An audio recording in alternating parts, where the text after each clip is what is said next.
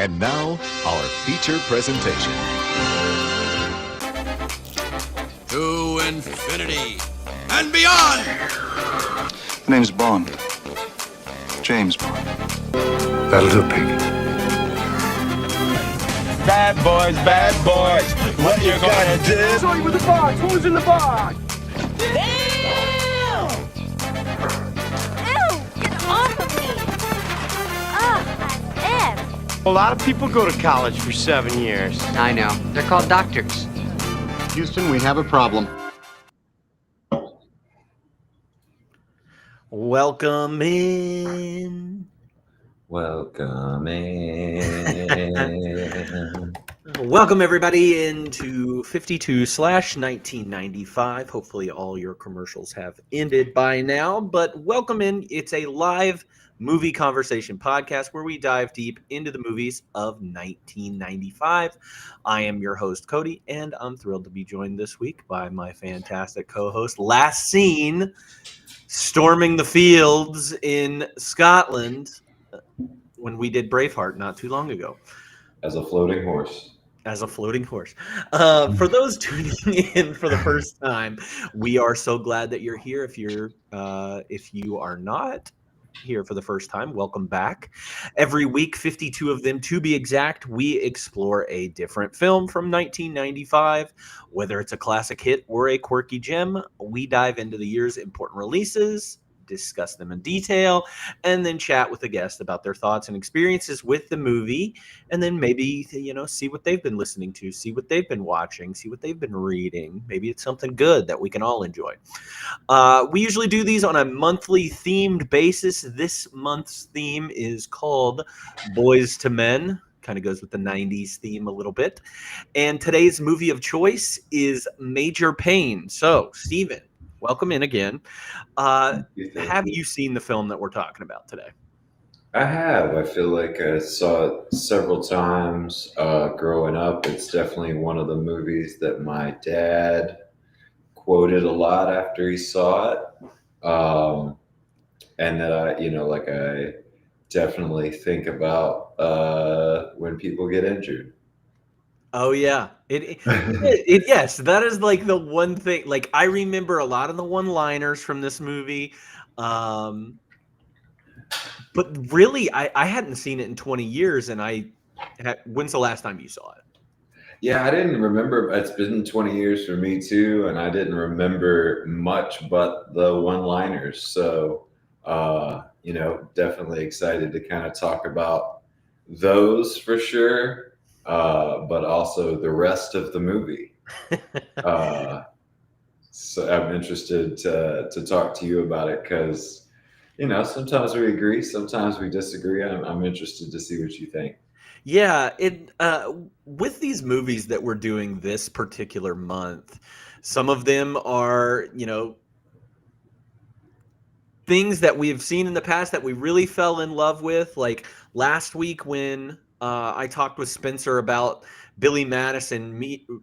We were both very much on a high on that movie. Like that is one of the movies that goes untouched. You could tell me every bad thing you hated about it, and I would actually fight you and be like, no, you're wrong on Billy Madison. But I know that there are those people out there that are like, that's not it, man. Like Happy Gilmore's way better. Adam Sandler's got way better comedies out there. Like if you told me that, yeah, I'm not surprised. Do you think you feel that way about him, or like just like that chunk of early comedies that he did? Like, is it an Adam Sandler thing, or is it just specifically that movie? Because I would say the same thing about Happy Gilmore. Like, you could tell me how terrible that movie is, but I'm still gonna like it. Yeah. I don't know. Maybe it's interesting because there's not really many like Damon Wayans things that like really stick out to me, other than like they have all their parody movies and everything, but that kind of gets taken over by like Sean and Marlon. Like I'm more familiar with them than I am with, I guess, Damon and Keenan Ivory. But like I know Damon from scary movie guys. Yeah. And like, I actually think that maybe Scary Movie is funnier at times than like I like those movies. Again, those are, you know, really, really stupid, dumb comedies. But like, I feel like I'm giving Damon Wayans a bad rap for a movie like this. But I don't know. Like, I'm trying to think. Like, In Living Color was really good. That had him and Jim Carrey. It's like their Saturday Night Live sketch type show. And I've seen clips of that, and I've you know, laughed at that. But I don't know if there is a Damon Wayans movie out there that I'm like, yeah, I'm really on board. You could tell me, like, Adam Sandler could come out with a shitty comedy next week, and I'd probably be like, yeah, I'll try it. But I don't know if I feel that way about Damon Wayans. Yeah, so I would say I kind of feel that way about Adam Sandler. That like, you know, even the stuff that's maybe a little corny, like arguably Click. Yeah. I really enjoyed like the times that I've watched that movie, you know, all the way to a movie that I'd fight about, which is like Uncut Gems. I think was incredible. I don't know that I'd fight about Billy Madison. I get it. Like, Yeah. it's one of those things where it's like I think you can this movie fits in well, where it's like you can really not love the movie and still like it. Yeah. I won't, you know, I won't get too harsh on somebody that likes this movie or anything. Now, if somebody like Junior or hated Junior, I don't get it, but you know, One of these days, maybe we'll do a Junior rewatch. I have no desire to rewatch Junior. That's not what you said in the pod. Hey, that's not what. I want Run it art. back. I want that to be like a Mona Lisa. Like, I've seen it, and it's it's too great for me. So like, I don't need run to the see tape it back. I'm pretty sure you gave it a pretty high rewatchability rating. So Alyssa has to be sitting next to me to rewatch it, because just the reactions on her face made that movie perfect. But yeah, I'm curious about this movie today. I'm curious what the people watching think about this movie, whether they watched it, whether they think it holds up. Maybe this was a favorite of theirs in the 90s and decided not to go back and rewatch it. They know it so well. So put your opinions in the chat. I'll tell you if they're wrong or not, but let's dive into this a little bit. We'll let you know. Yeah, we'll let you know how we feel about it. Anyway, we're talking about the movie Major Payne. This came out March 24th, 1995.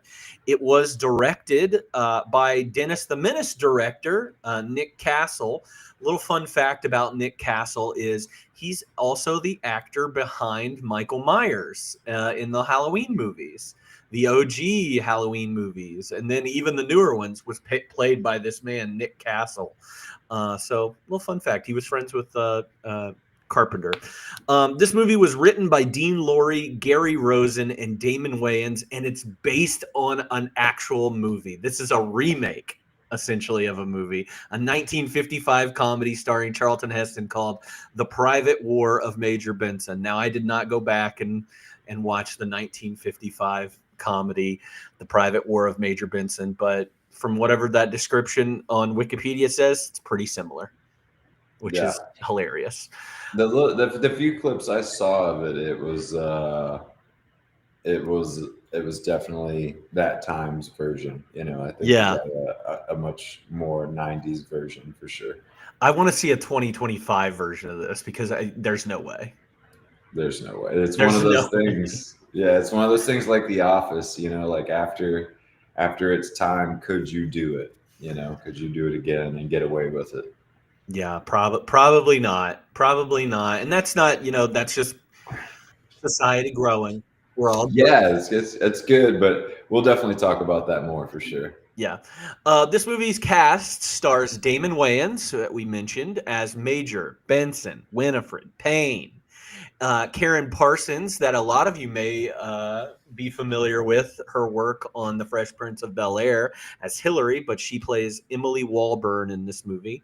William Hickey as Dr. Phillips. Stephen Martini as Cadet Alex Stone. Orlando Brown, probably most famous for his work on That's So Raven and recent Troubles with the Law as Tiger. Albert Hall is General Elias Decker. Andrew Harrison Leeds as Cadet Dotson. Let's see. Damian Dante Wayans as Cadet Dwight D. Williams. That is his nephew. Damian Wayans is his nephew. And then Chris Owen as Cadet Wooliger.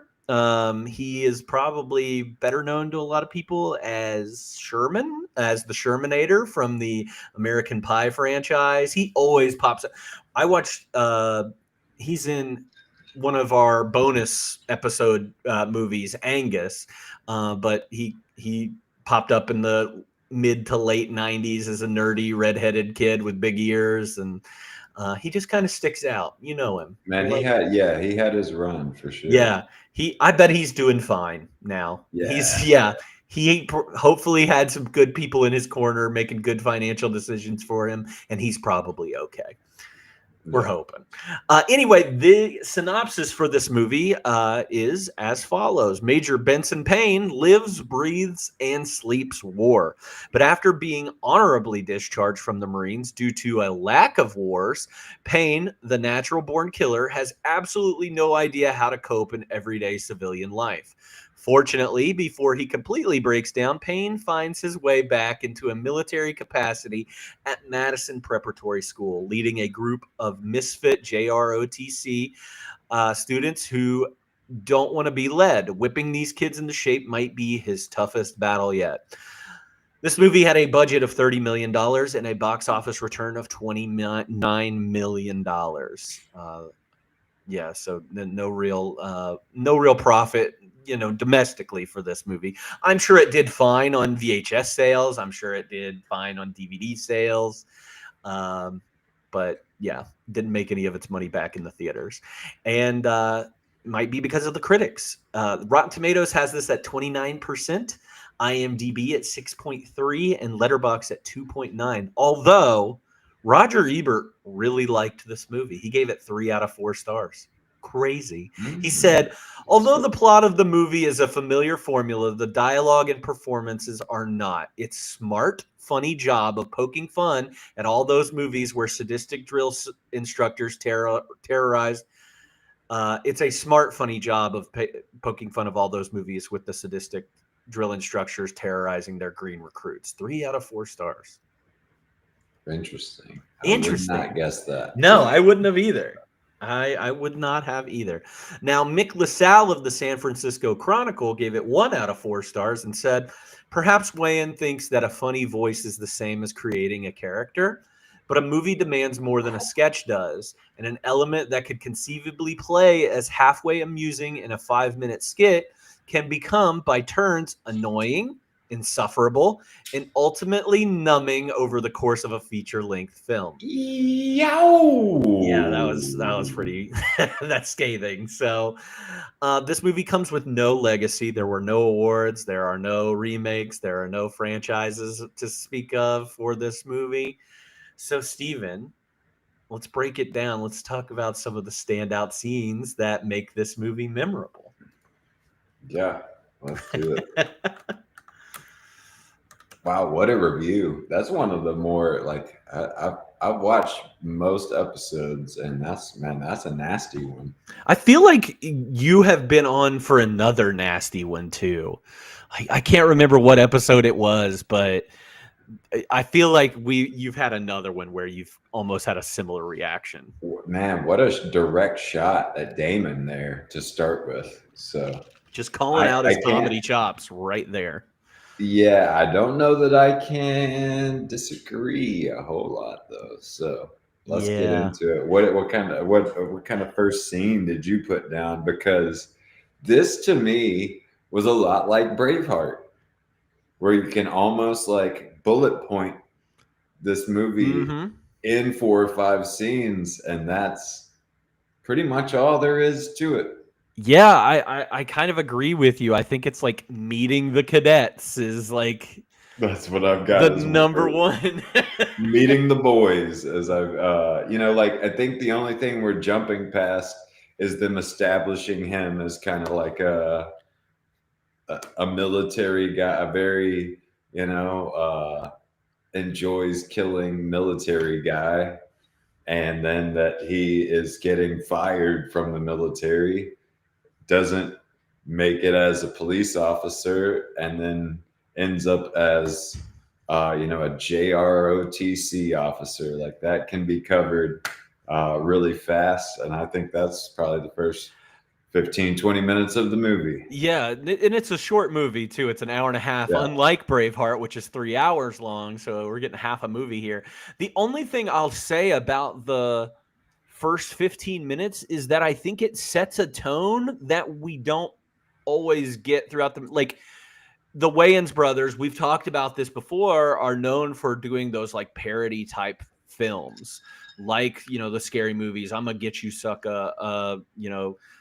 Don't Be a Menace, those kinds of movies where we're expecting some kind of parody. And this one kind of starts out that same way. Like you see Major Payne go into a, terrorist, whatever cell. I don't know how to describe it, but it's completely outnumbered. And then the next thing you see, he's out of it because he stuck a gun up somebody's, stuck a gun up somebody's butt, and that's what got him out of it, and he ends up winning that battle. But like it plays off as parody there, and then I do not think it is played for parody the rest of like we're supposed to think of this as more of like a heartwarming, obviously it's comedy, hard comedy, but like we're supposed to warm up to Major Payne in this movie, I think. And the most important part of all of it is setting up for the joke that comes later, in my opinion, where like he breaks the guy's finger.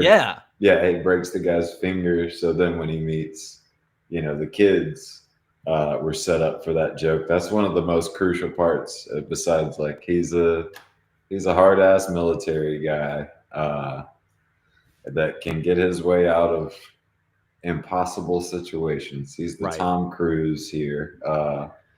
So yeah, that's why I skip past all of that, and meeting the cadets or meeting the boys is maybe the greatest scene of the movie. I don't know if you would agree, but to me, this is the sketch that ended up creating Major Payne, where like this hard ass military guy is meeting these delinquent kids and just getting 5 full minutes to rip into them individually.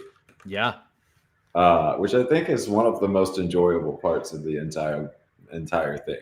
I agree with you. I think there is a 1A scene in this movie, and then there's a 1B scene in this movie. And the only reason I think about the 1B scene that is actually the final scene of the movie, like the final section of the movie, is just because I remember it from when I was a kid and thinking like, oh, that was really cool.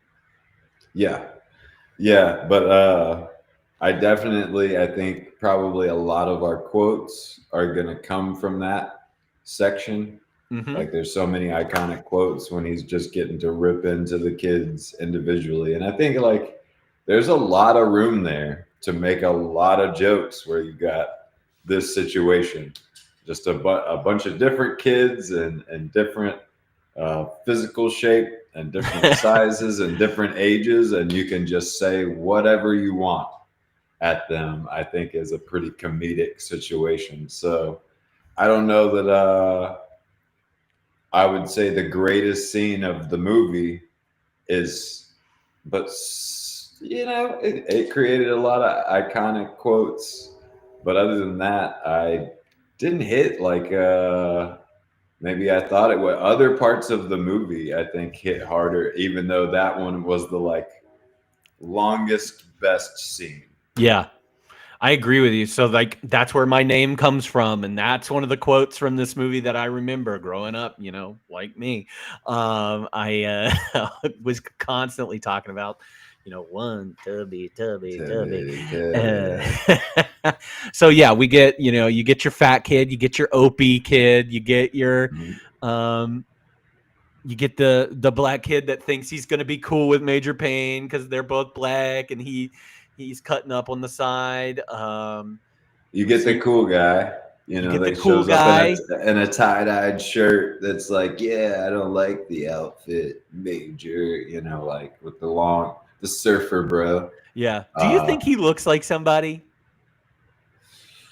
Ooh, I didn't get there. I honestly didn't do a lot of recasting stuff with I the didn't either. kids, so that's a no. I mean, I thought he looked just like a young Bradley Cooper to me. Like he has those oh yeah, eyes and the nose. He looked just like Bradley Cooper. To me. man, yeah, that's a good point. But then you've also got little bitty, what they say is 6-year-old Orlando Bloom that just gets it.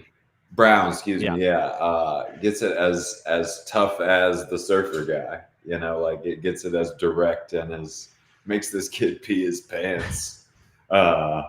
So yeah, I think one of the best parts of that scene too is them just being like, yeah, we're not gonna take. Oh, we got another Major, and he just fires. He just fires gun. It's like Frank Reynolds a little bit, just firing the gun at the ocean. I love that apart about the scene, and I love just like where there are no limits in that moment. Where it's like, would it like in Dumb and Dumber when he hits her in the face with the snowball? To me, Yes. it's that for 5 minutes. Yeah. Where it's like this wouldn't really happen because I don't think that's allowed anymore, especially with 6-year-olds. But how comedic for him to just lay into all of them individually. Yeah, just even the deaf kid. Yeah, I want to see the deleted scenes though. But there's like a little kid with glasses. Yeah, thick rimmed glasses. He never goes in on, and he did. I want to see those deleted scenes. Yeah, like the kids that he made fun of that we didn't get to see. I was about to say there are like 2 or 3 other kids in the group that we don't hear talk. We don't hear do anything the rest of the movie. Yeah, and they've got characteristics about them. Like I feel, help me, Cody. Who's the kid with the thick rimmed glasses in Sandlot? Like Squints? Yeah, Squints. Yeah. There's a Squints in the group. Yeah. And then the other kid that never speaks has really got some teeth on him. And I'm not trying to make fun of anybody. No, but that's all they were doing in this movie was making fun of their physical characteristics. There was room for it, and I'd love to see if that was just kind of left out. I think the thing that pisses me off, like this scene I can take, like obviously it was the one that we're both saying is probably the best one in this movie. We get the fat jokes, the redhead jokes, all those jokes. But like the deaf kid joke seems so like throwaway and unnecessary to me. Just to hear that kid do the "sir, yes, sir" in that voice. I think that really that's what we're speaking from, the voice of 2025, where we have a new lens, we have a new filter. And when I see things like that, especially combined with the joke at the end, like, okay, we're going to make a deaf and a blind joke. Yeah. For the 10 seconds of the joke, I think would not be allowed now.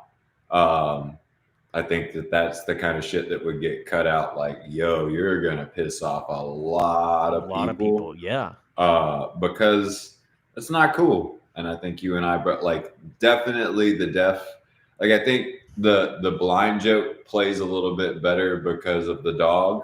And because he kind of acts like a dick, like the long-haired surfer guy, like the deaf kid's not a dick. At all. He's just a deaf kid. Yeah, and then he's not a part of the rest of the movie. No. And like we're skipping a little bit ahead to my what the fuck, one of my what the fuck moments, but like to me that felt cheap as hell. Yeah, like, because it's not followed up on ever. That is a full star loss kind of point where you just like you brought in a deaf cadet just to make that joke. Yeah. That's not funny to me. And like maybe other people still think that's funny, but like, God, come on, just for a second, imagine not being able to hear and then shut the fuck up, I was going to say something really bad. I was going to say, I wish I didn't hear this whole movie. Man, yeah, it's one that I'm glad I rewatched just because what was left over in my head was way better than the actual movie itself. I see why it's on Stars.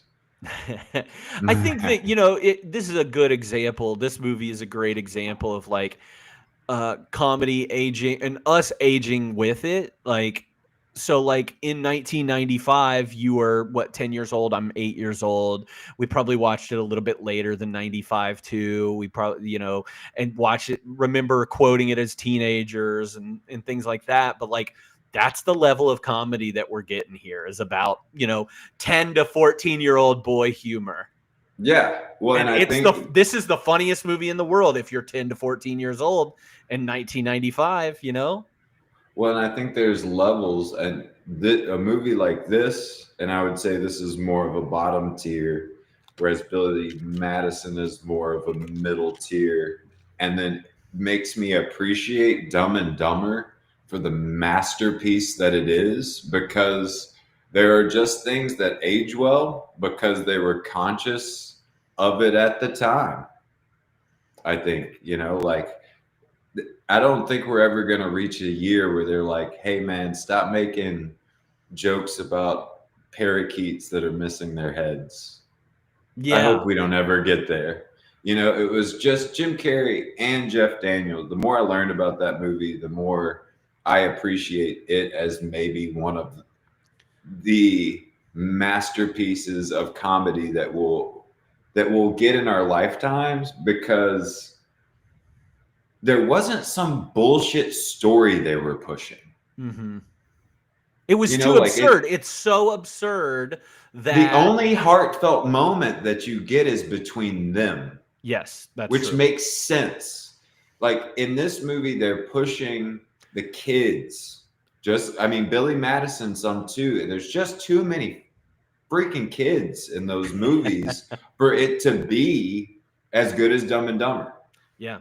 And even anyway. Jim Carrey, like if we think about like things that don't age very well, we talked about Ace Ventura and like that whole plot line, with the trans character in that one, it doesn't age really well, but like the rest of the movie is so funny, because like Jim Carrey is so funny that like people can not overlook, they acknowledge that section, but the rest of the movie holds up because of its absurdity and Jim Carrey and like Dumb and Dumber. It wasn't preying on things like deaf kids and blind kids. Like the joke wasn't on.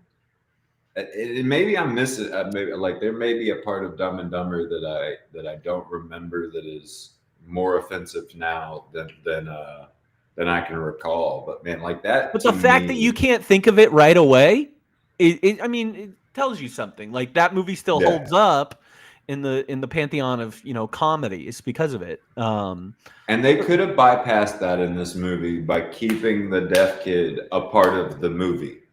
Yeah, but he, and we do get him at the end of the movie. I mean, he ends up hitting that kid.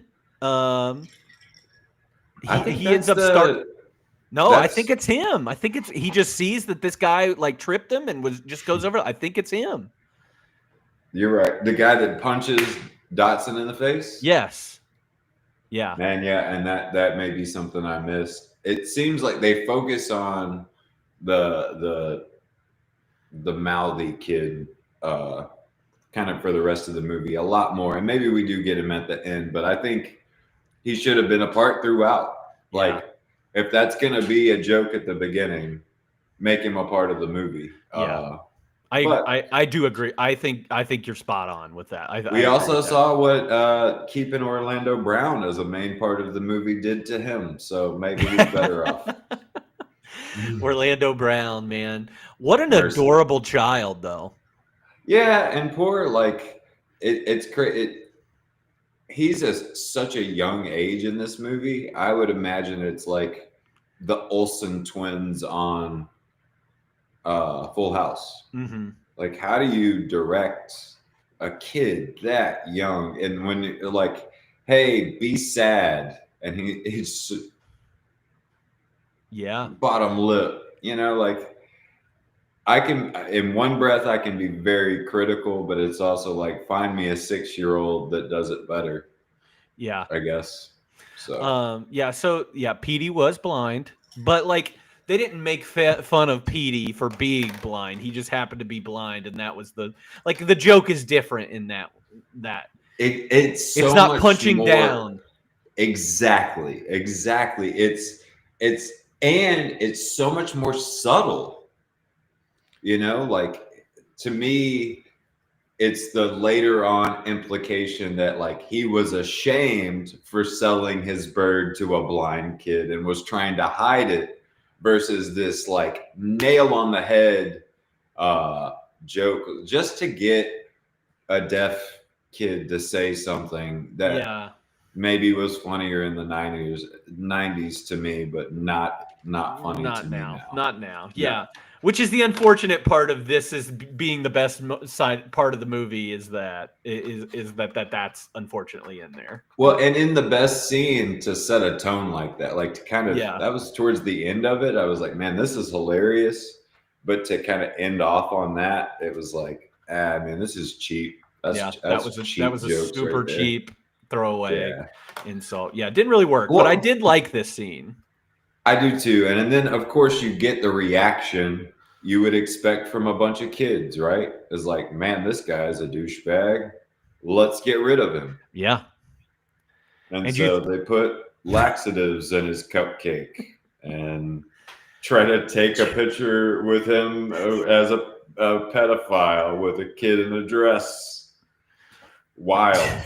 That was I did not remember that scene in this movie. Talk about something like, I'd love to see how they try to do that in 2025 and not get canceled before the movie comes out. But but that's a cut, like I don't know, like I feel like it's almost more relevant today, like that they would attempt to try something like that to get somebody canned. Well, and then to run them around the campus in dresses and have all the kids laugh of them. Yeah, good luck with that. I think man, it's really, I think that's the beauty of movies, right? Like that's one of the pieces of movies that's beautiful, is like that this was something funny back 10 years ago, 20 years ago, 30 years ago, 40 years ago. It's is that y'all considered that funny. Where now is like, I don't care if it's the homie or a stranger, wear a dress if you want. I'm never going to laugh at you like I'm some bully asshole because you got a dress on. Like, I think that's part of the evolution. And then we can look back on the movies and music and whatever it may be, art as a whole, and think like, it's very interesting that was okay at a time. Yeah. And how un-okay it is now. And I'm glad to be a part of that. I like the side that's like, fuck those people who would laugh at a bunch of kids in dresses instead of cheering them on. Like, wear what the fuck you want to, as long as it ain't bothering me or hurting me, then I ain't got nothing but support for you. So. Yeah, I think that's actually a really good perspective, especially when it comes to movies. We've done this since the beginning of time, like since the beginning of movies have been a thing. So some of the first, like, most famous silent films are about the KKK and about, racism and like what was cool back then, and like the evolution. A Wonderful Life is about suicide. Yeah. But like looking at things like, we used to act in blackface, and that was considered okay back then. And we know now, hey, no. We knew then too, but we know even more now, like how bad that is, and that is not acceptable. So it's crazy that, I mean, this is a great way. Movies are a great way to be able to tell what's going on in that particular time, just based on what we're seeing there. So like things like there are no cell phones in there aren't a bunch of, that's an easy thing to point out. But like historically, okay, this is what they thought comedy was in 1995. This is an example. It's a reminder of how easy it is to punch down. Yeah. It's just a reminder of how, like, one of the best things I've heard, and you and I have talked separately about this, is just like clean comedy as a whole, like as a stand-up comedian, whether it's Pete Holmes or Jim Gaffigan, what a bigger challenge, right? To not just to not curse and not to just punch down on the easy hot topics. Yeah. Right? To be so funny. Like Nate Bargatze comes to mind. Yeah. Where it's like, but you're not taking the easy road. And I just felt like there were a lot of moments in this movie where like they had some great sketch material and then they had some punching down. Which like I'd be interested. I didn't see any, I couldn't find anything because I looked. I was like, what a veteran thinks of this movie. Oh yeah, like, but I the only thing I did read was that like the uniform was correct, the medals were correct, so they actually put some like time and effort into that. He like shadowed some drill instructors, and they were like, "Yes, this is what you do," and like having an improv background for weigh-ins was actually really good for how drill instructors are taught to be drill instructors. Now, I don't know what a drill instructor does nowadays. I'm sure it's pretty close still. I could see a veteran watching this movie and being like, it's funny that you're punching down on the fact that I have PTSD and can't shake the shit that I've been through. Ha ha ha. Yeah. Like I got on a rewatch, I had lots of problems with this movie. Yeah.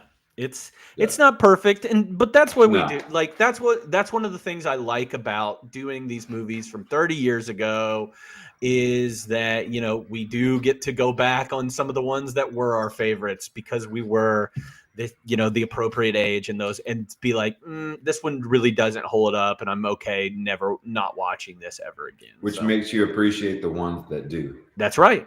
Like, and for a movie like Billy Madison to me, because it's just so absurd and has like just insane story things and insane jokes in it that just kind of go beyond. Like in another 20 years, there are still jokes in that movie that are going to be funny. It's not a perfect comedy. It's a perfect comedy for me. But one more thing, and we'll move on, is that with Billy Madison, the one thing that will stand out to me is I will pee my pants to make you feel okay. Yeah. Like that's the message. And you can say it's not perfect or they make this joke or they make that joke. But what I took from it was I'll pee my pants to make it okay for you to pee your pants. If that like makes you feel better. Yeah. Billy Madison is a nice person. He's an idiot, but he's a good person underneath it all. And Major Payne is not a good person. I think there's a good person under there without all the PTSD, all the training to kill. You get glimpses of it along the way. But I think in this movie, they only leave that to his penis. He's like, I'm so attracted to this lady from Fresh Prince that I'll behave, when I think there was room to be like, we see it at the very end, I care about these kids and I'm willing to give up my military career to support these kids. But now that I think about it, I don't even feel like we get any good we don't get good resolution, like where they were leading us the whole time with Major Payne and Karen Parsons' character. We don't get any resolution with that. There is no like they adopt Tiger and have that life. I didn't realize that until we were just talking. That doesn't exist. I've got That's that so as funny. one of my last points is like, hooray, we won the trophy. Like, and that's all that matters. Yeah. Like this whole movie was about a trophy. I did not even think about that until just now. I was like, oh yeah, that's a storyline that just kind of gets abandoned. Oh, and he sticks around and like, they've all got hair. But we'll get there. They've all got hair. What's the next scene that you had written down? I got steal the trophy / date night. That's the same one I have. Which is like, you skip through the kids being pissed that Major Payne is a hard ass. And we get to a point where he's like, you can get rid of me if you just go steal the trophy from the team who won it last year. And while you guys are doing that, I'm going to go on a date. with the lady because she asked me to dinner, and so now we're going to the club. Yeah. And her motivations are also unclear too. Like, how could she possibly find this person attractive? And we're supposed to believe, and maybe we think that she's smarter than this and that she's like trying to get him to understand. But then as the date goes on, you feel her getting like falling for him. She falls for him by the end of it, and that's insane to me. Yeah, the counselor is her role at the school. She is the counselor, which is why she's chasing him when we first get introduced to Orlando Brown, little tiger character. Mm-hmm. But the counselor who's just called this guy a psychopathic lunatic asshole is kissing him a few minutes later. Yeah. And that to me was like, I guess you got like, I didn't like her in this movie. I thought that she was forgettable, and that most of her speaking points, like it was like, oh, you got in this movie because of Fresh Prince. It's like somebody made a few calls. But yeah, she to me, like, I think she's in her best while they're on the date together. Yeah, one thing I will say, because she is Hillary, from Fresh Prince, that it was kind of nice to hear her not actually talk in a Hillary voice. Like, yeah, like I expected that same voice to come out of her with the inflection that she puts, like the Valley Girl-esque voice. Like, it was nice to see that, but yeah, she's very forgettable. I agree with Chad too.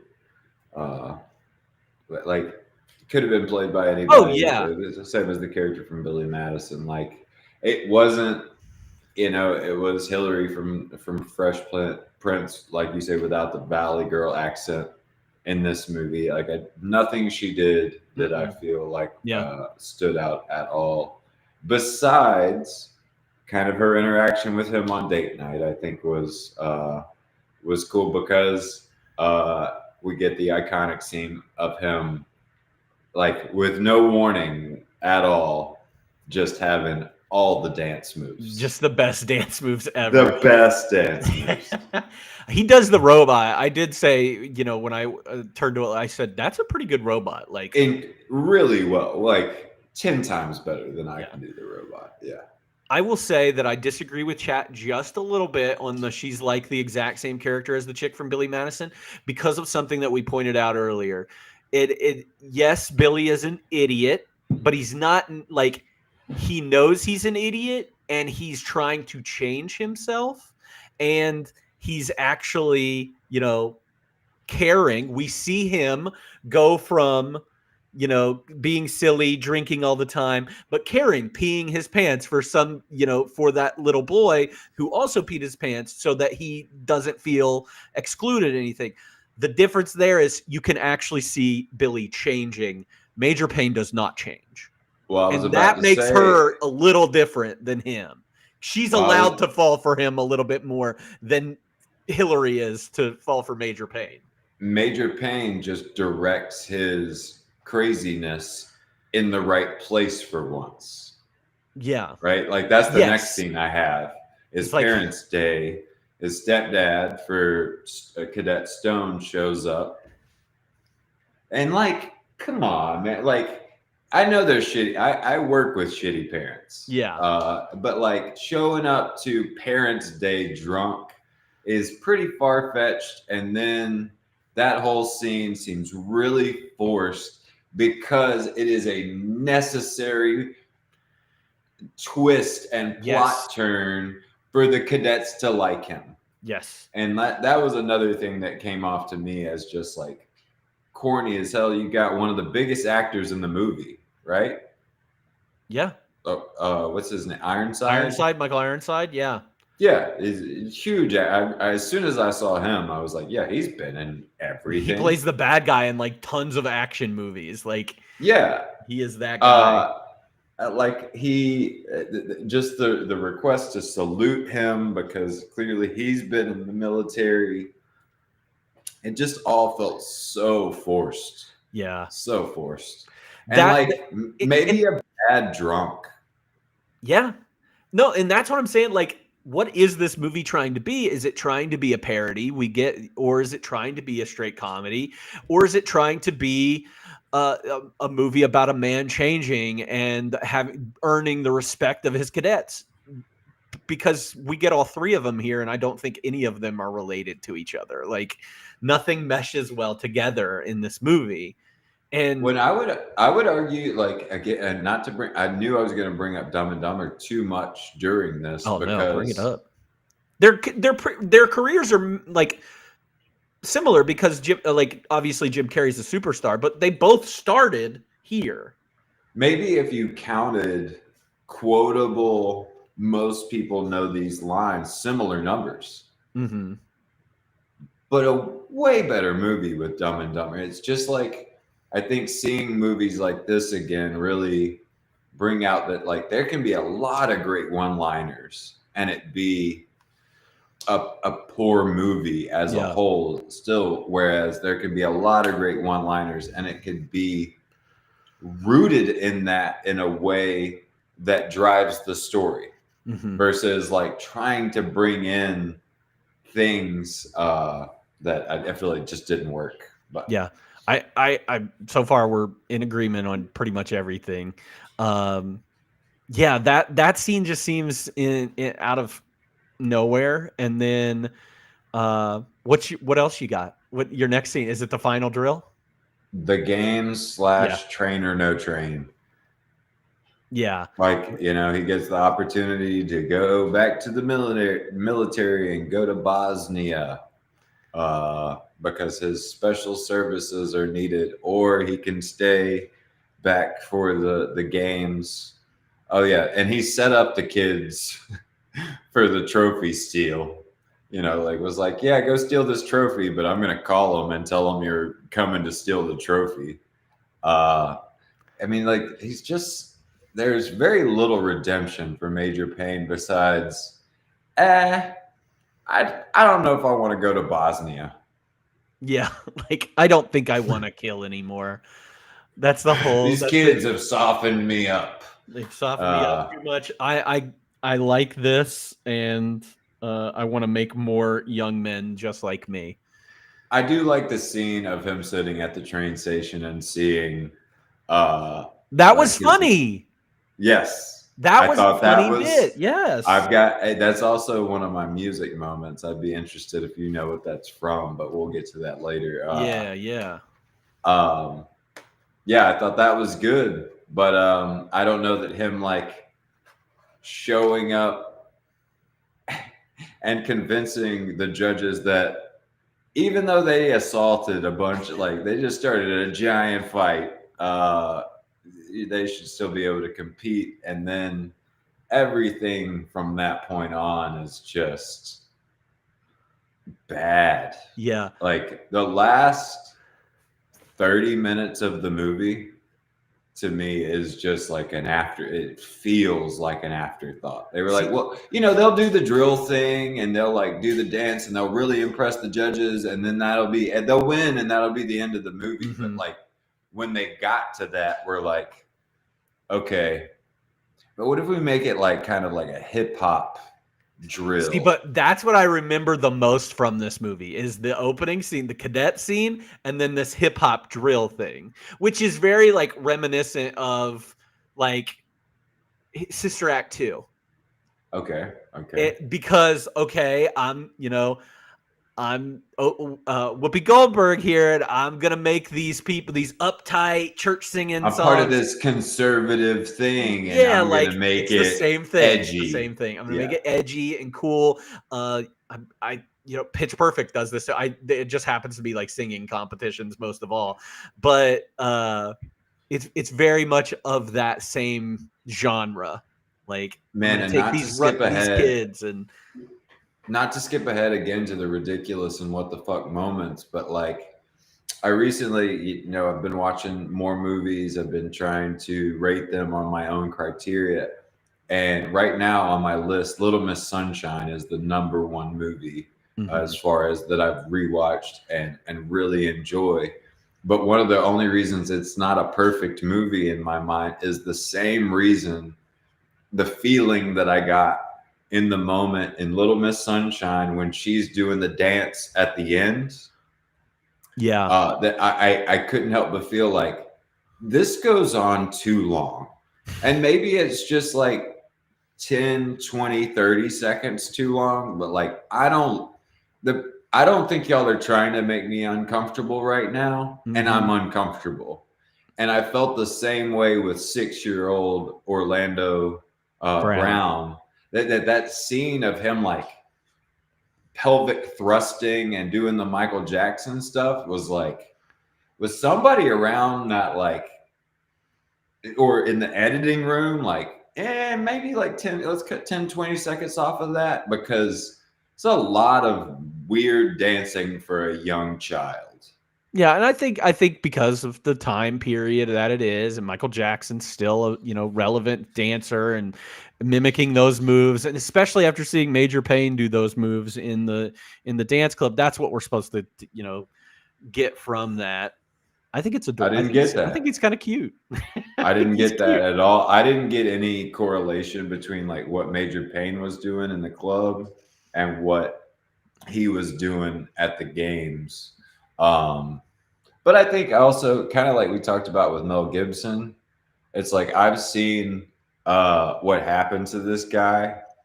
And so there's a little bias of like, maybe that's part of why he is who he is today, is because they had him grabbing his crotch when he was 6 years old and acting like Michael Jackson. Like, there's the very first move they show him doing, he's holding his hands like this and like grinding. And I just like, man, there's dancing and there's kids, man. And But how many videos out there? But how many videos are there out there of kids like doing something ridiculous or doing, like this that we laugh at on the internet all day? Parents will, come on, let's be real. Yeah, let's be real. Like, I don't know, when kids doing kids doing adult things like that aren't obviously like adult things.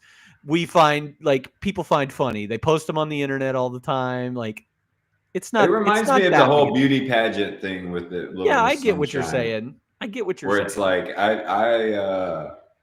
I wonder about that. I don't think this movie is what broke Orlando Brown, though.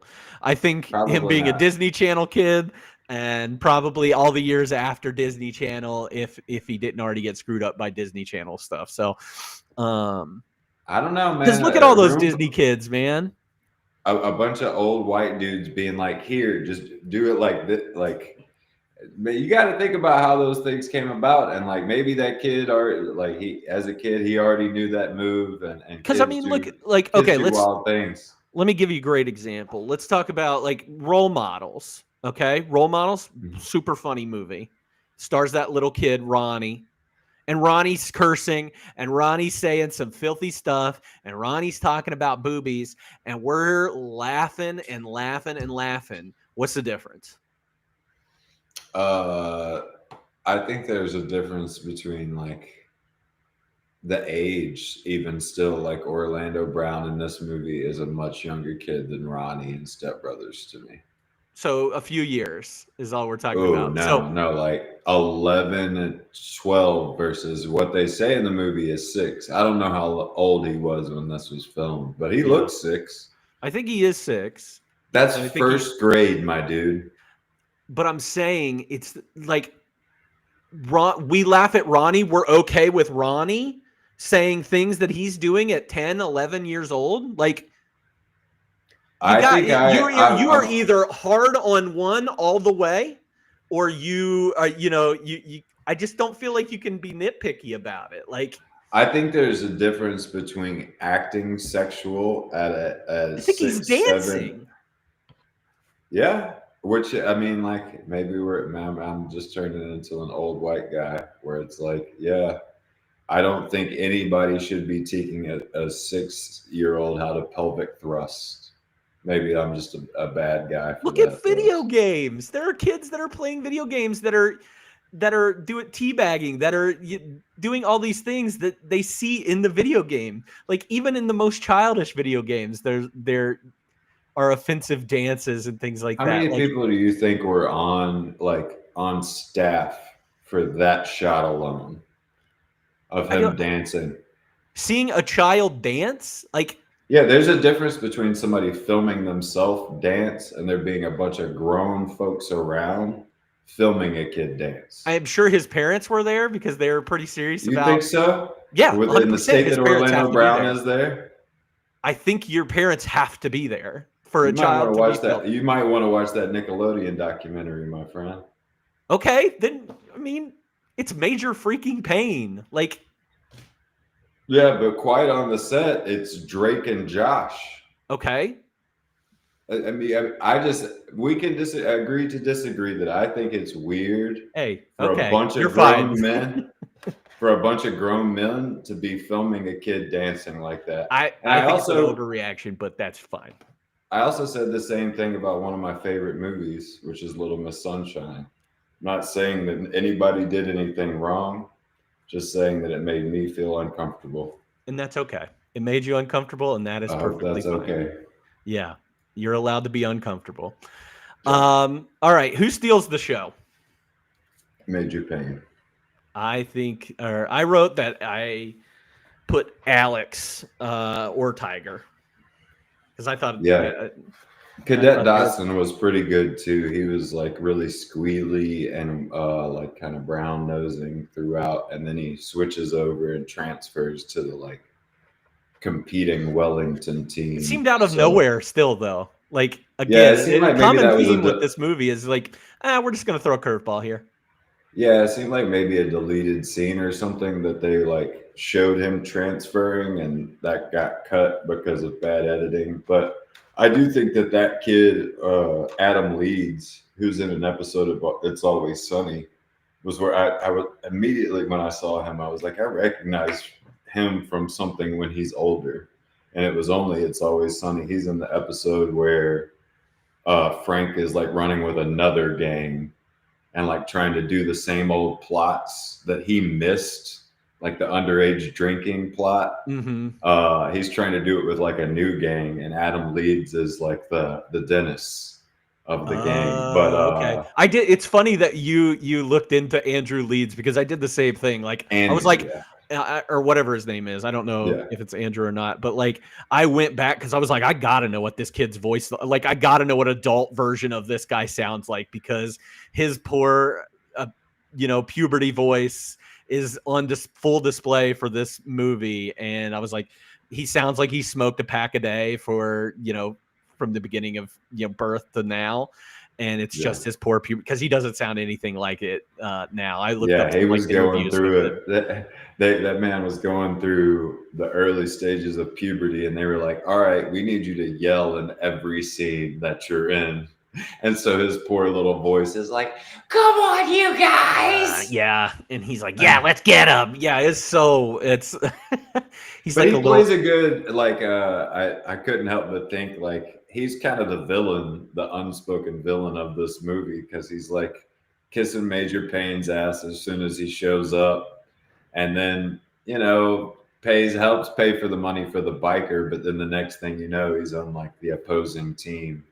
So he was pretty good. I thought he was like a good, annoying little kiddo. Yeah, I thought the Alex kid was pretty good. Like he was a good little actor and he's not a little actor at all. He's 20, so he's a little bit older than the other guys. So he obviously probably has a little bit more acting in his past. So, all right, let's talk about some of the quotes that stick out. We've probably touched on a couple of them already, but what are some of the ones that you thought were funny or? I tried to leave out a lot of the big ones, the obvious ones. Yeah, same. I can clean your colon out quicker than one of them burritos with extra guacamole sauce was the first quote that I was like, this is why I remember this movie as a teenage boy. Stuff like that is happening so fast at such a fast rate throughout this movie that I wouldn't.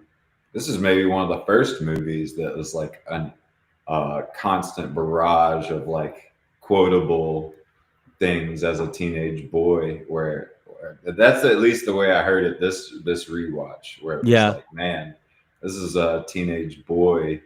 Like I would have watched Major Payne and then tried to say some of this shit to kids in school that messed with me, maybe.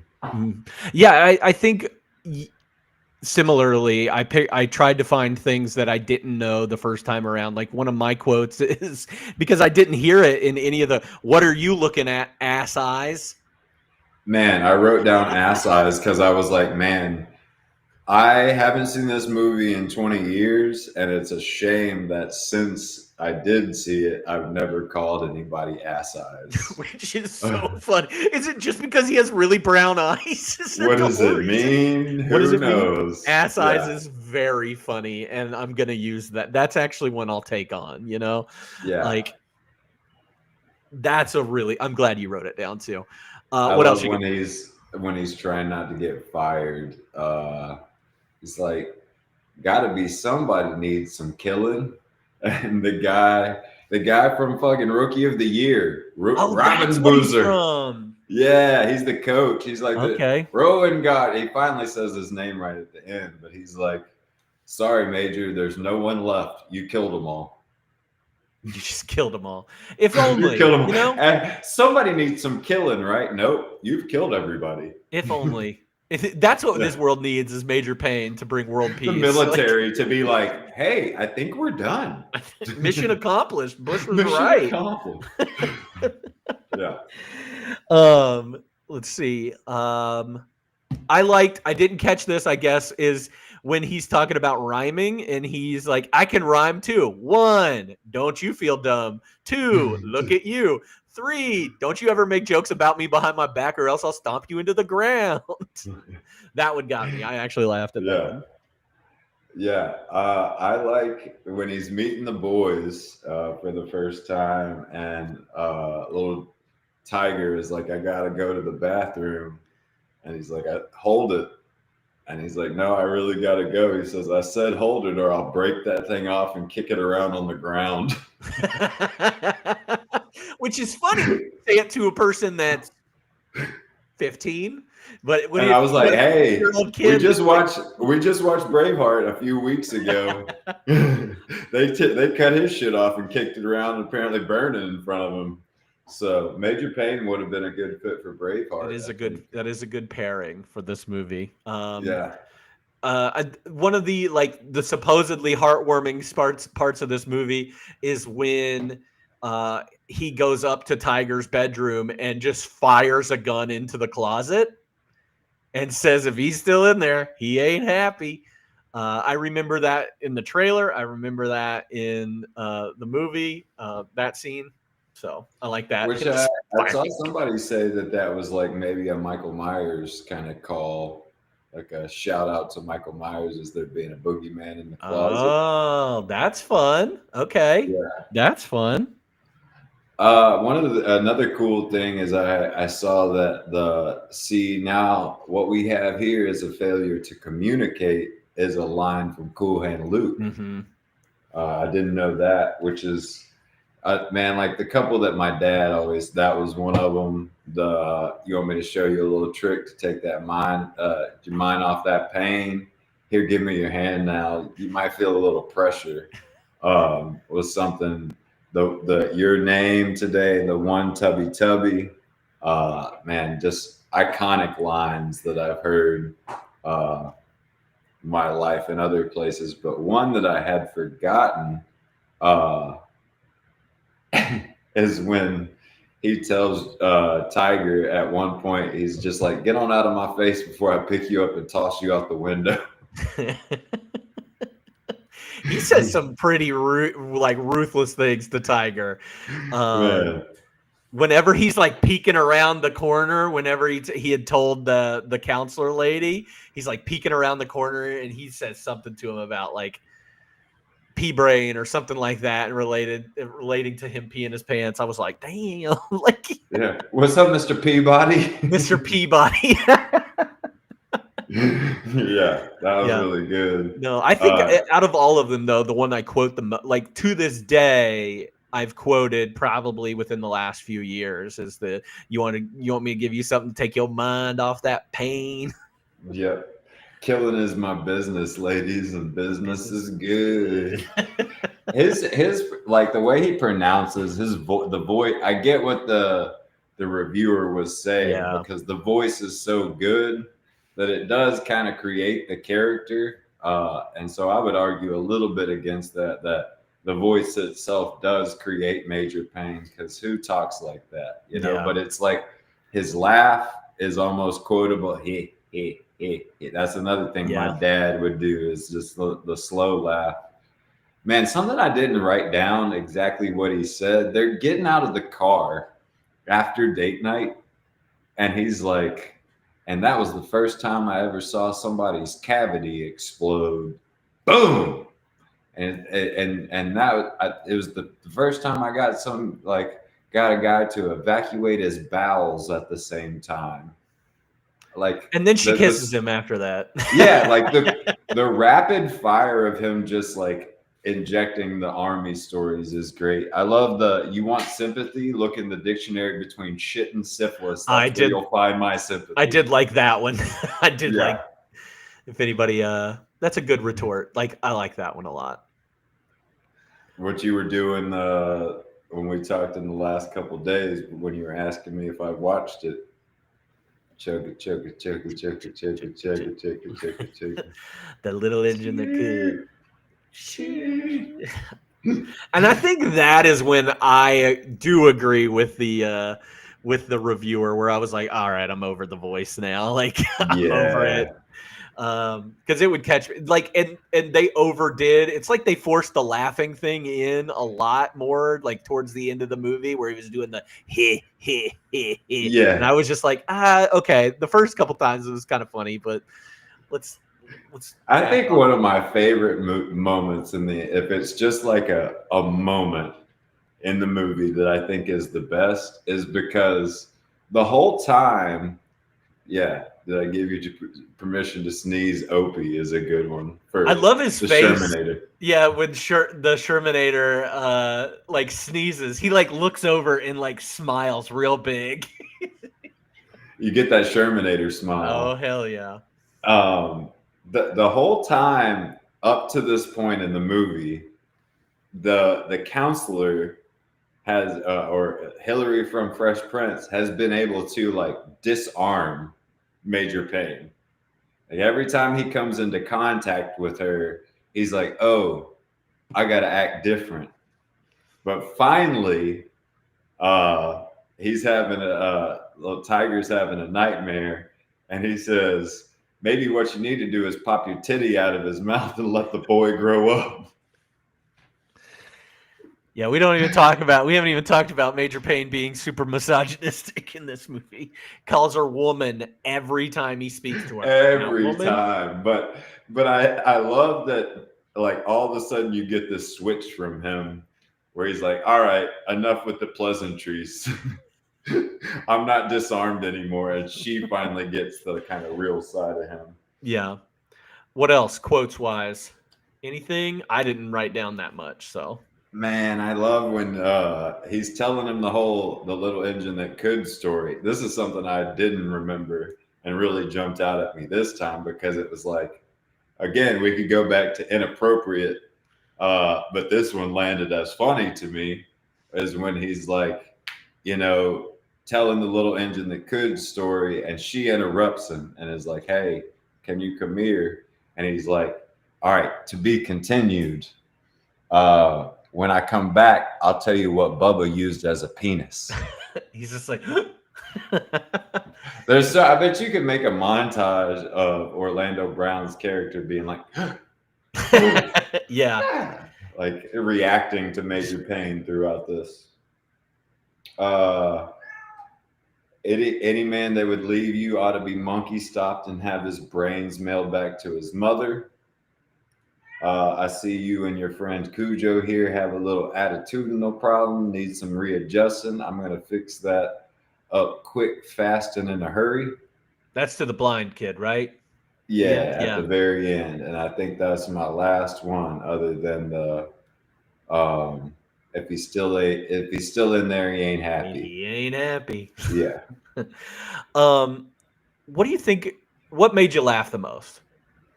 I think the hug to headlock move, like what we're just talking about. I forgot. When he Tiger comes up to him and like he's killed the boogeyman in the closet, and he's like, "Yeah, if he's still in there, he ain't happy. I love you," and gives him a hug, and he throws him in the headlock. I completely forgot about that. Yeah. And it made me laugh out loud because I was like, man, that is what most of this movie is missing. Is like taking it a step further, I think. That's again, like it just needs to pick what movie it wants to be. If it's going to be like that seems like it plays almost more parody to me, like just over the top. Just that's what that plays off as, and I don't think it does that all the time. No, that's very funny. Yeah. Hug the headlock, I think, was my laugh out loud moment. I forgot all about I forgot all about him doing that. That is so funny. That poor little kid. It's like they must have had to be gentle with him even still, because once he gets him pinned and he's just arms out, man, that got me good for sure. Trying to think. The ass eyes thing. That comment got me. The ass eyes. What are you looking at? Never in my life in any other arena have I ever called has anybody ever been called ass eyes? No. Now I got to find somebody with the darkest brown eye, because it has to be or I'll just call people ass eyes from now on. Yeah. We've kind of just jumped all over the what the fuck ridiculous moments, and we've named all of them. I got one that we didn't mention. Okay, I was about to say when he was watering them. He had them buried up to their necks, and he was just watering them. I was like, this movie just comes off as like college hazing to me. I was like, man, I've heard of some hazing shit, but like that's wild. I'm burying you. I'm burying you, man. My little Brussels sprouts. No, that I was think wild that too. the abusive like parent storyline was the thing that I was just like, why is this in Cabbage Patch Kids? Oh my gosh. That's no, good. the abusive parent storyline, the child in bed with Major Payne's scheme, the acceptability, like the only one that's against like Major Payne's antics, like you said, everybody's making fun of these kids as they're like running around in dresses and everything. It's just accepted. Like we get introduced to like the principal or whatever of the school, but he doesn't really do anything and doesn't really care what Major Payne's doing. So that's never a part of the storyline at all. The only one that's trying to protect the kids is this woman that he really doesn't respect that much. So, So I think what we're realizing though is like even if they would have gotten that picture, it doesn't matter. They took the picture. Like that's the thing. There's exactly. You see them like take the picture, and you think that that's going to come back. No. In the scramble of, I think the scramble of things, the picture of them being like, yeah, it would have been better than like it didn't matter. It doesn't matter. Nobody cares about these kids. I do think it's that poor kid having to go through all that stuff and then like laying on him as Damon Wayans' eyes are wide open because he sleeps with his eyes open, of course, and just closer is like, man, he's in the bed with him. Get the picture and let's get out of here. Yeah, you probably could have been okay, like just getting him like with his head in there. It would have been fine. All right, let's talk about our music moments. You had one in particular, I think, that you wanted to talk about. I had 3 written down. I have 3 written down as well. I thought there was I didn't write down the intro either. Like whatever the movie started with was great, music wise. But man, Pop That Coochie by Not that 2 good. Live Crew during the dance was perfect. Aretha Franklin, Respect during the Respect. That's what training I had too. montage. And the theme from the Donna Reed show was Yeah. used during the him imagining, even in his sitcom life, imagining he was taking down a guy that was attacking him. So It yeah, plays off. Speaking of one Dumb of and the- Dumber, it plays off just like that, dinner scene, the Oh. dream sequence, and when he fights off the kung fu dude, the ninja. I can hear that song in my head. Yeah. It's got to be like the Monkees or something like that. But yeah, It's Good Vibrations, isn't it? Yeah. Beach Like Boys. that scene to me was one of the stronger things of the movie. I really, there was some ingredients that I really liked for sure. Yeah. For sure. And I think I wrote that in my little letterbox where I said there's a good movie here, but they didn't do it. Yeah, they didn't make They it. chose not to make that movie. They had the window of time to make it. Yeah. But they didn't. They just chose. They said, "Nah, I'm good. I don't want to make a Yeah. good movie." The only other one, they had 2 Aretha songs in here. Respect is good. It plays over them like training and doing all that stuff. But then they had Never Loved a Man Like You, by Aretha Franklin as well, and it did not fit. Again, it was trying to make it. They played it whenever he was leaving the school, and we don't really ever get that resolution or any I don't know. It just seemed out of place. There's They're another- let's just throw in a really great Aretha Franklin song. The when Heathcott, I think, is trying to get over the bars and he pulls the grenade. It's another moment. It's this is what this movie should have been. Yes. Throughout, and it's missing a lot of that. Speaking of Heathcott, does he not look like a small child version of Hitchcock? I think it's Hitchcock from Brooklyn Nine-Nine. Yes. I was like, 100%. that has to be that guy's son, right? They look the exact That's same. him. No, I'm just kidding. That's actually Hitchcock and whatever the other character's name, son. Scully. Yeah. Maybe it's Scully that I'm thinking of that he looks like, but that's their son. Yeah. Poor kid. All right, you're welcome. There is no F, Marry, Kill this week for this. Thank you. You're very welcome. There's no way. Hillary of from this. Fresh Prince. Yeah, just do her 3 times. I guess Yeah. three different versions of her. Sounds great. Who do you think gave the best performance? Man, Damon. Yeah, Damon. I think I honestly skipped this one and was gonna think about it. And as I went into the recast, kind of realized for me personally, just the difficulty of recasting his role, whether in 95 or now. I think it takes kind of a special person to do that. And so I put him down as the best performance.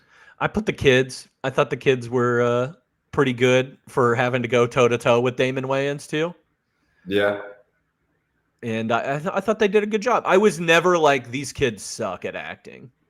We won't get back into it, but I really didn't. I thought Orlando Brown was terrible, but also how do you replace him? I don't remember. I think maybe I was more in the teenage phase, so maybe I identified with Surfer Dude more, of as the leader, but I didn't. He does definitely look like Bradley Cooper, but I thought that the kids weren't my favorite, but that's for to each their own. Did you do any recasting for 95, 2025? For 95, I thought it'd be interesting just to see his brother play it, see what Marlon would do with it. Mm-hmm.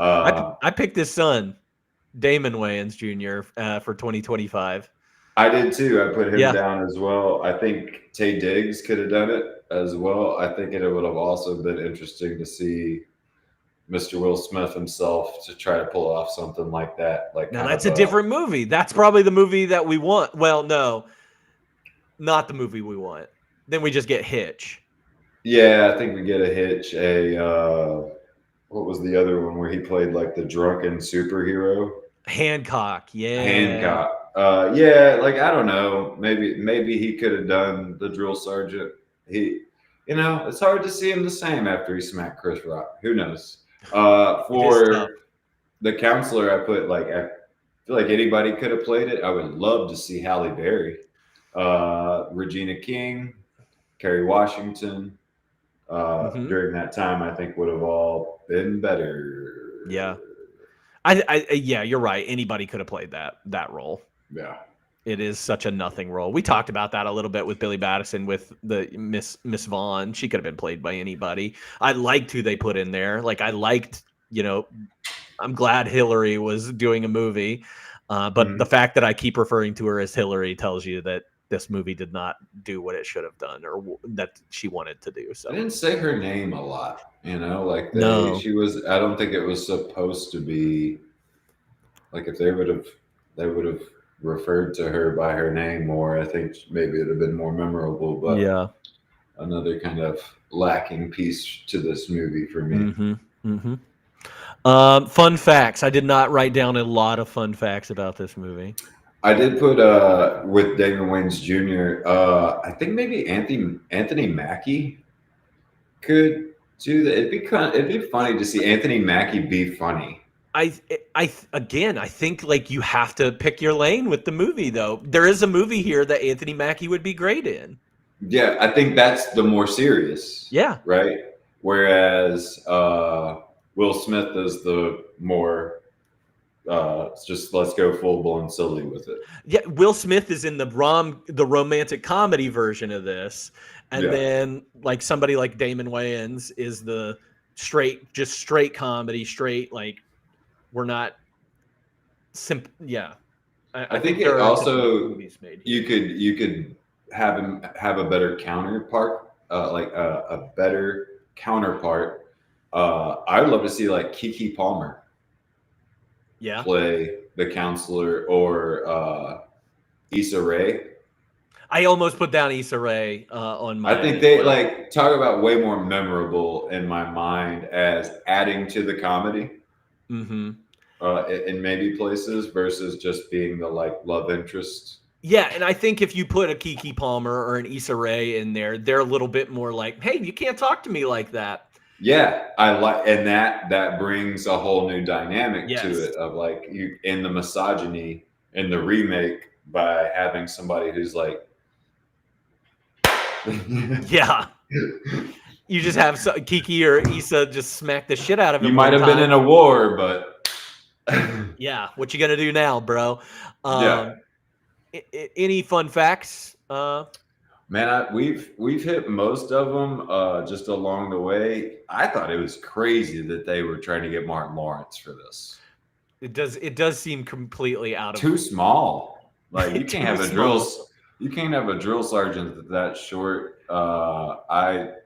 But Damon Wayans did a bunch of military training to prepare for the role.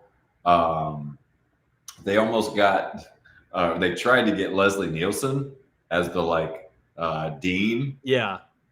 But he had no interest. This movie was really big in Germany. Randomly, right? For DVD. I almost brought it up earlier, but I wanted to save it. But it did great on DVD sales in Germany, like kind of a cult classic in Germany for some reason. I would love to go over to Germany and be like, Major Payne, and then be like, yeah, that's our movie. And the only other thing I had was that they had a kid drop out because he didn't want to shave his head. Yeah, I thought that was pretty. I had that down as well. Like they had to sign a contract ahead of time that was like, we are going to shave your heads. If you are not about that life, get out of here. And then signed the contract and broke the contract because he did not want to. Yeah, there were several of them that didn't want to do it, but I guess they were able to be like, Damon Wayans is in this. He's gonna be bald. He's bald too, boy. Yeah. I would have dropped out. Oh man, I shaved my head right now for the stream. I don't give a shit. Prove it. No, I'm kidding. I'm kidding. Please don't shave your head. It is going to be Next sunny week. soon. Next week, definitely. Yeah, next week. Yeah, the only thing I had was that the wide ranges of the children in this movie from 20 to 6. It's crazy. But a lot of them were in that little middle ground there, like 11 to 13. Like a fine wine and dish, if you could pair this movie with another movie, or would in this case watch something completely different, what would you choose? Man, I had like this is one of the few movies that we've discussed together on the stream that I had just a bunch kind of come to mind. In the Army Now with Pauly Shore Yeah. is I haven't seen that one in a long time either. I bet it would be similar. Whereas like there were funny lines and this was pretty good, but this was also not so good. Yeah. There's a Sergeant lot of no Bilko. children though. You don't have to worry about any of the like people just bashing children in that movie. So Yeah, the one that I do have that does involve children is I thought Heavyweights was a pretty good pairing, which we'll get to eventually. Stripes, Tropic Thunder, Hot Shots, Sergeant Bilko, any of those I think would be kind of like military or just like kids, Little Giants, Sandlot. yeah, just I kids. had a lot. Mighty Ducks is a good one Yeah. too. Mighty Ducks is a good one. I had already talked about Sister Act 2 just because of the performance at the end of the movie. I like that. The movie that I have playing behind me is one that we did last year on the stream, Renaissance Man with Danny DeVito, where he has all the dumb cadets. And then Cadet Kelly, the Disney Channel original movie starring Hilary Duff and Christy Carlson Romano. I know Cadet Kelly. We all know Cadet Kelly. Yeah. I think those were my my love interests in high school were Ren Stevens and Lizzie McGuire. So I definitely remember that movie. Hold up, but you're forgetting about Miranda. Oh, I know who Miranda is. I know Man, where I my think loyalty Miranda- lies. I think Miranda was my biggest Was your crush girl? of those. Oh man, Lelaine as she her was real name. edgy. You know? Lelaine. She was the edgy one of the three. So F. Mary Kill. mm, Miranda, Lizzie McGuire, and Ren Stevens. I marry Miranda, fuck Ren Stevens, and kill Lizzie McGuire. Wow. 100%. I think I marry Ren Stevens. Yeah, I could go that way. F. Lizzie McGuire, and I kill Miranda. Miranda didn't do it for you, huh? Nope, she just didn't. You weren't didn't in your want- goth like dyed hair phase. I wasn't in like I was into the scene girls, but like when they started putting socks on their hands, I was not into them. So And then Haley Williams changed everything. and then Haley Williams changed it all for all of us. Okay, let's get down to our real scores and how we really, truly feel about this movie because it's going to be very similar. On a scale of 1 to 5, how likely are you to rewatch this movie? Kind of like you with Alyssa and Junior. If somebody had said like, "Oh no, I've never even heard of that movie," I don't. That's when it gets a 3 because I think it's worth watching for the quotes alone and the way he interacts with the kids and just kind of like the movie as a whole. It's worth as a 3 to watch. But if you've seen it already, it is a 1 star for me on rewatchability. It is a 1 star for me as well. If you could rate it overall, what would you do 1 to 5 stars? Man, it is. I think I don't remember what I gave Showgirls, but I think forgot about Showgirls. this is something that is going to maybe fall below Showgirls. It may have been the same at a 2, and really, I just think that I want to give it a 2 because I want movies like this to exist. But I want them to be kind of like we were saying. There were the ingredients of a good movie here, and I see that and I enjoy that. But there are 3 stars of missing content for me. I gave it 1.5. I think it might be my lowest of the year. I hated it. I was about to say, like, man, our conversation I almost said a 1.5 myself because you know where I have to give it a 2? Think about it. Any other time that we've talked any other movie that had multiple music moments. Yeah. Big music moments. I think Aretha and one that I didn't even write down, which is whatever it starts with. I think I've got to go to 2 because the music was good. I like that. Music was solid. Yeah. I think that's where my 0.5 goes. Yeah, that's your 0.5. That's my 0.5.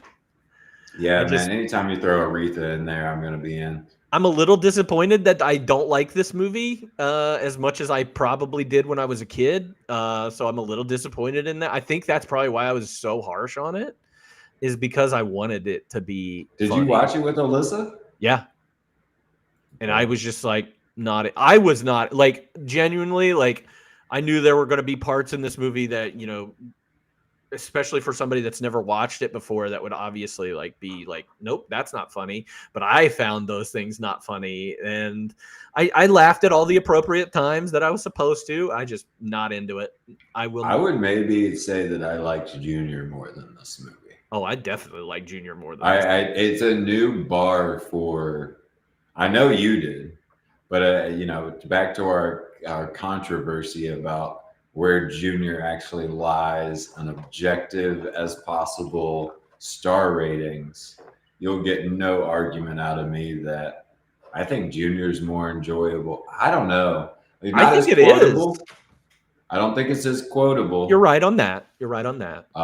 So that's where I think the subjectivity of, you know, versus being objective lies, is like, how much do quotes matter?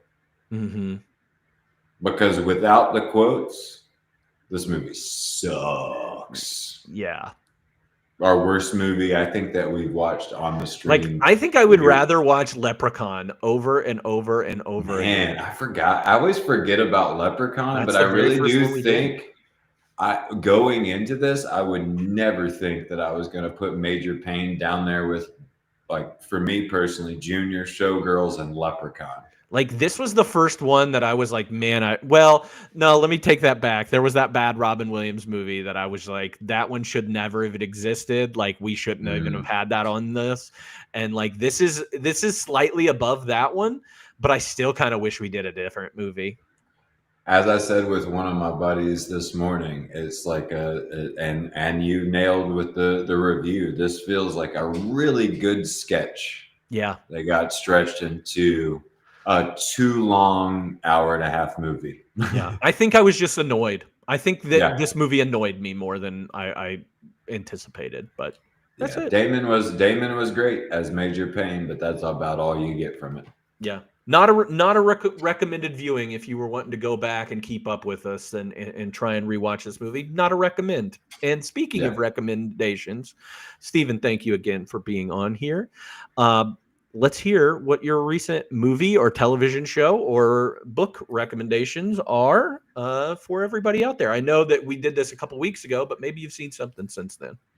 Yeah, I've been pretty trapped with 2 TV shows, unfortunately, and so don't have a lot of movie recommendations. And I'm still, I think I spoke on this when I did Braveheart, but Peaky Blinders has continued to be amazing. We're finally on the final season, and we'll probably be wrapping it up here in the next week or so.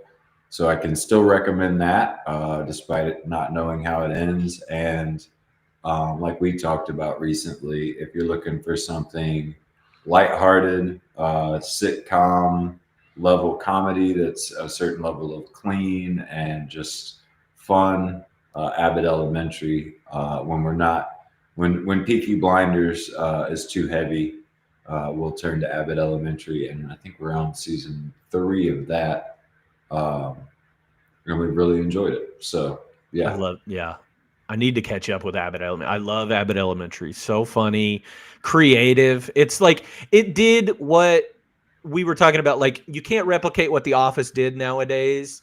And I think shows like have evolved from The Office style to give us like Modern Family, and Modern Family was very funny and did something different with that kind of genre TV. And I think Abbott Elementary is also doing that. I think they're super clever, super funny. We talk about it. You and I have talked about it. Like, that's good stuff. I think when you bring in the element of the cameraman's there and they can acknowledge it, you've really got a kind of an element to work with where it's just simply, whether it's The Office or Parks and Rec or Abbott Elementary, the way that kind of like can acknowledge that the cameraman's there is all it takes to create that like removing of the wall, and so you feel you're like you're there, and it's like, this is awkward, and they do that so well. But as I warned you, Abbott Elementary is similar to The Office and Parks and Rec, where it's very lighthearted, very clean most of the time. But then all of a sudden, it's not pretty serious and very heartwarming and very heavy at times, because it's about an inner city school, and that's kind of the nature of it. So Blackish did that too. I loved Blackish. Did you ever watch Blackish? I didn't see No, it super funny. Just about these people raising these kids, and they would,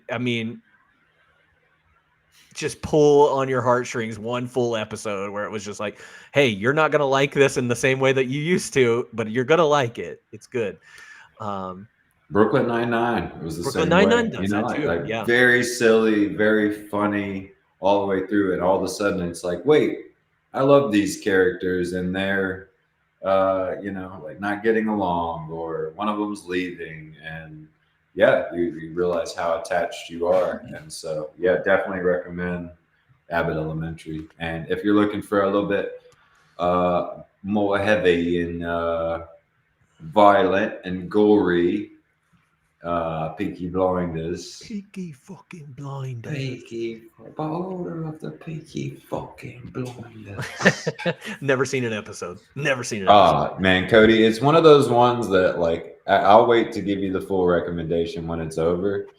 But like, man, I'm not just gonna recommend a show that has hour-long episodes. I'm just not that's why I'm being cautious even with whoever may be listening to it. Like, man, you gotta watch Peaky Blinders. It's so good. I'm gonna wait to finish it because it's a commitment, kind of like Game of Thrones. Like if Game of Thrones hadn't done us all the way that they did, you could say, hey man, it's worth it. You need to watch through hours and hours of this because it's worth it. Like I would say about Lord of the Rings. Yeah, worth it.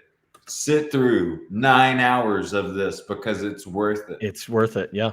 I'm this close to being able to say that about Peaky Blinders, and it be like one of the things that I would say it may have missed you, but go back and try to commit the time because it's worth it. Yeah. Well, you've heard it there. Peaky Blinders. I, like you, haven't really watched a ton of. I've watched some movies, but most of the movies are in preparation for doing these things. So I've been watching the youths section of our extra credit theme. We're going to talk about that later this month. It's teen movies. Angus, Empire Records, Kids, and Hackers. So I watched a bunch of those. I watched 3 of those last week. But I actually a horror sequel.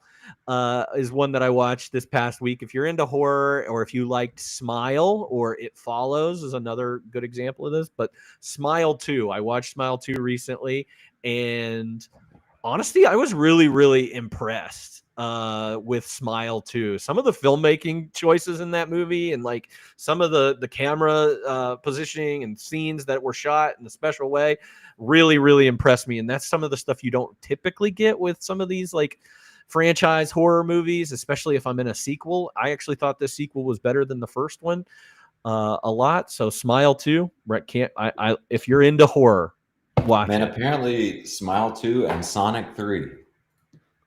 Sonic 3 is supposed to be really good? It's supposed to be amazing. That's crazy. What are people Me and Joseph have been talking about that, is like how all of a sudden, like, I don't know, I could check real quick, but like for a while there, the Rotten Tomatoes on Sonic 3 was like a 90 96. Really?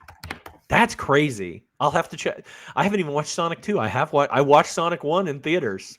Yeah, that's one me and Joseph have been talking about. It's at 85.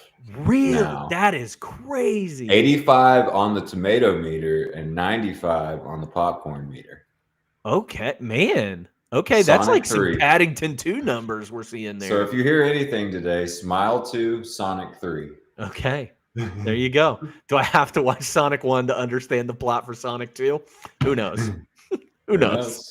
Who knows? Well, Steven, thank you so much for your recommendations. And of course, you can get more information like that. We have some of the like movie recommendations discussion place in my Discord server. So check that out. Join the Discord server. We're getting some more followers in there and more people in there to build up that community. And you're always welcome to follow us on Instagram. Check out my account on Letterboxd. I follow some really cool people in there too that you could follow as well. They might not accept your friend request though. That's the only thing I have to say. Next Sunday, we are going to be doing and continuing this series about Boys to Men. That's Sunday the 20th. Actually, we're not going to be doing it next Sunday. Next Sunday's Easter, so we'll probably be doing it on Monday. So just heads up about that because of next Sunday being Easter. We're going to be talking about the movie Mallrats. So is this going to be another one of those movies that we watched and loved when we were younger? Probably I enjoyed this more about, in our teenage years, but will it hold up? I don't know. We'll see. And let's see. I already talked about the extra credit stuff. That pod is going to be on April 30th at 6 p.m. And then, again, we started a new month in 52/1995 music. You can join us this Tuesday for that. This week's album is Pulp. They're different class albums. So if you were checking out our Britpop or British Invasion month this month, we're listening to Pulp. And their album is called Different Class. So thank you to everyone for tuning in. Hopefully we'll see you on that pod, and we'll see you next Monday for Mallrats. If that changes, check out the Instagram, check out the Discord. That could change. So thank you all so much. Thank you, Steven. You're the best. And